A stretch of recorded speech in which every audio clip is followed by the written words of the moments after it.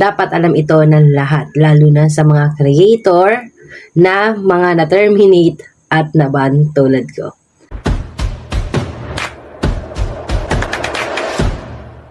Welcome back sa aking channel. By the way, I'm Estel. At dito sa pinaka-video na gagawin ko ay ang pag-uusapan natin ay ang YouTube policy.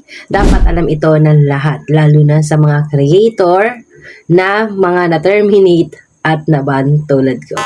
So dito, i-discuss ko sa inyo yung pinaka main content ng video na ito. So sabi nga dito na kapag ang YouTube account mo ay na-terminate or na-ban, halimbawa, yung mga policies ni YouTube na paglabag natin sa mga community policies, katulad ng mga na-copyright natin na hindi inaasahan kasi nga maliit lang na clip katulad ng nangyari sa akin. So, hindi ka pwede dahil na-ban ka or na-terminate o nawala na yung pinaka-account mo ay gagawa ka ng bagong channel.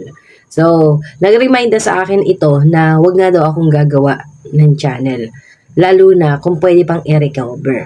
Kaso, yun nangyari sa akin, siguro, nung na-terminate ako nung gabi, so, kabado ko.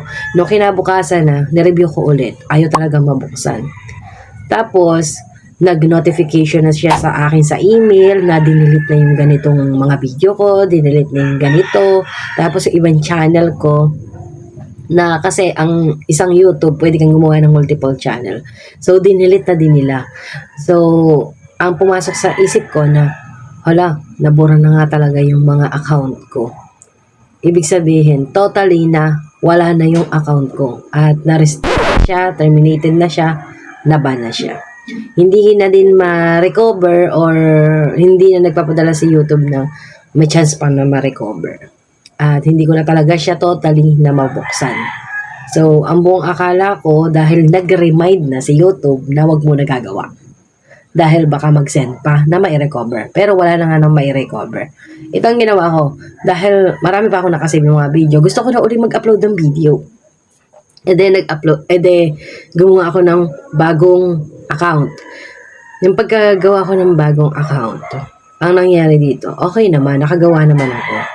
At bago lahat, bago yung Gmail, yung email na yun, at bago yung YouTube. Wala pang nakakonect na isa. Yung YouTube lang talaga. Tapos, ang nangyari doon, nakapag-upload ako. So, nakapag-upload ako ng isang long form video at nakapag-upload ako ng 3 short clip video. Okay naman, may mga views naman na umaabot naman siya ng 500 views yung pinaka-account. At ang nangyari, nag-upload ako ng post, yung photo lang, na nag-share lang ako na may nag-subscribe na sa akin, and then nung share ko yun, nag-update na siya, nag-authorize na si YouTube na magbigay na ako ng details. So, nagbigay ako ng details. At ayun na nga, doon na nga pumasok yung account ko na nag-remind uli si YouTube, nagpadala sa akin sa Gmail na kahit daw gumamit ako ng ibang email or ibang device na iniba ko yung pangalan, ituturing pa rin ito ni YouTube na circumvention o pag-iwas sa mga enforcement or yung mga dahil nagpalit lang ako ng bagong channel pero ando pa rin yung mark or information ko na nakasave sa kanila.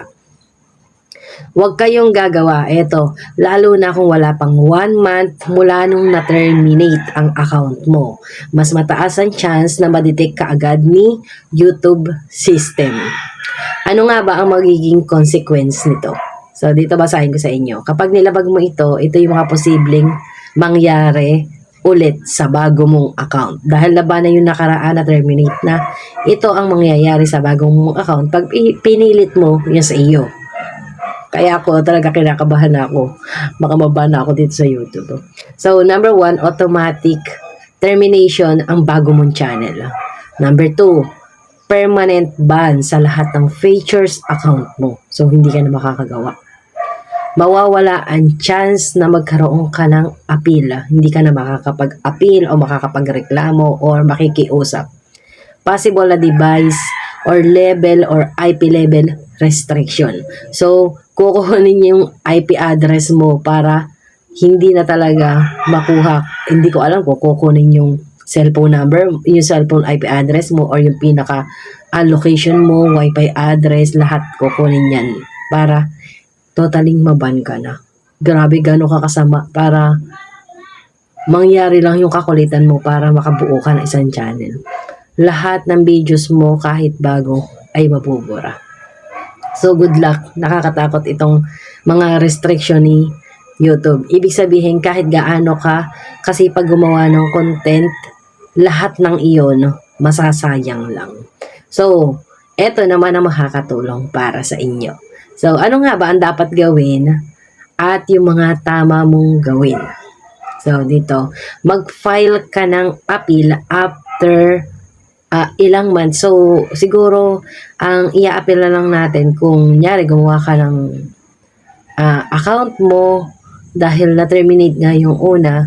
So, intay mo na lang siguro mag-level up yung pinaka-account mo kasi bago ka naman gumawa ng pinaka-account, ay patataasin mo muna yung subscriber mo, patataasin mo muna yung views mo. Siguro hintayin na lang natin yun na mag-level up. Pero, sabi naman nila, kung sa tingin ko na natanggal na termination or sa buwan, 1 month to 3 months, pwede na akong mag-appeal.